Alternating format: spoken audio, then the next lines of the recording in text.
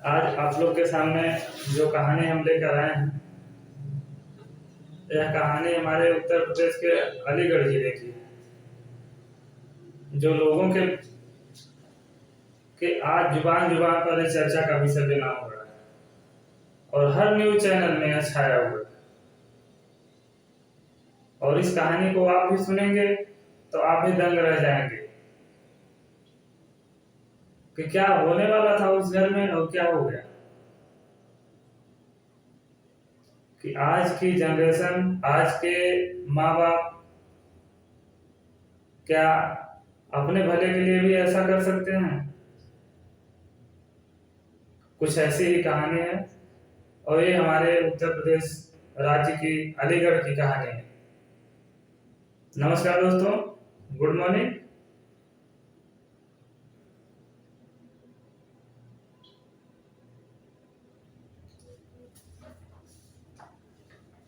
इस कहानी का दोस्तों बताने का मेन मकसद है कि आज के समाज में लोगों को रिश्ते की कदर रह ही नहीं गई।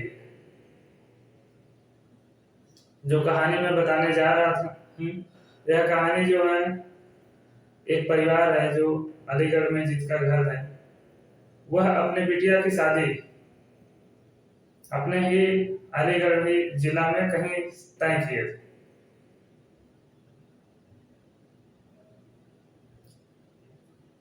बिटिया की शादी उनके 16 अप्रैल की थी,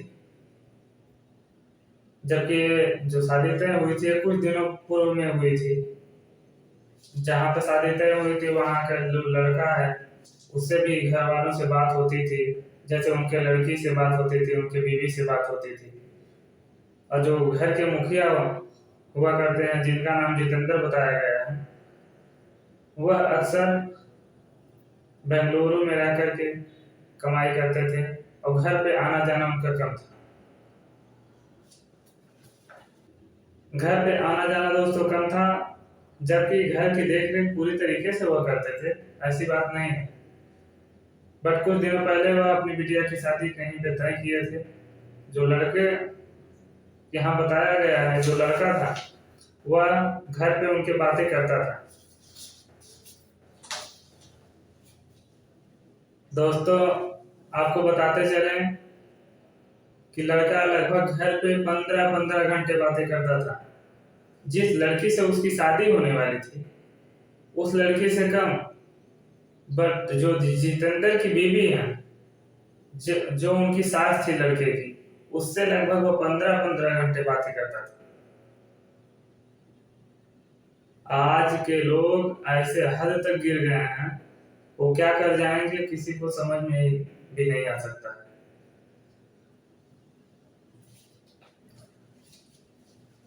दोस्तों वह यहाँ तक कि उस घर में जो शादी है तो नजदीक आ गई है, मान लो 16 अप्रैल रह ही कितना दिन हो गया है, 7-8 दिन रह गया है। वो लोग कार्ड भी लोगों तक पहुंचा चुके थे। वह कार्ड लेकर अपने साली के घर गए थे, जितेंद्र जिनका नाम, जो घर के मुखिया थे। कार्ड को लेकर साली के घर गए, जब वहां से आए तो घर में बीबी थी ही नहीं। उन्होंने इधर उधर पास पड़ोस में पूछा, रात रिश्तेदारों में फोन करके पूछा। उनको ये विश्वास था कि नात रिश्तेदार कहीं गई होंगी, अभी शाम तक आ जाएंगी। जब कहीं से भी कोई बात पता नहीं चली तब उनको शक होने लगा। शक हुआ तो उन्होंने उस लड़के के यहाँ फोन किया जहां पे उन्होंने अपने लड़की की शादी तय की थी। तो उस लड़के के यहाँ से रिएक्शन इस बात का आया, उसने सीधे साधे कहा कि आपने 20 सालों तक इनको सताया, बट अब आपको मौका नहीं मिलेगा इनको सताने के लिए। अब इनको आप भूल जाइए, हम दोनों अब साथ रहेंगे।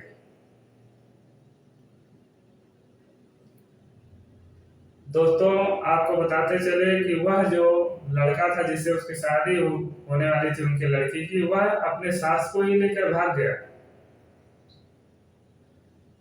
इस बात को लेकर के जितेंद्र, जो घर के मुखिया थे, उन्होंने जाके नजदीकी थाना में इसका कंप्लेंट किया।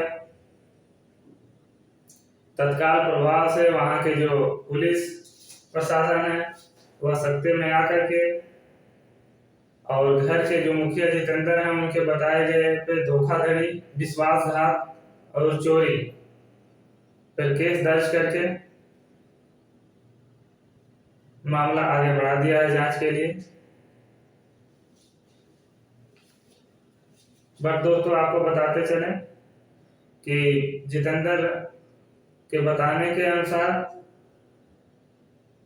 उनके घर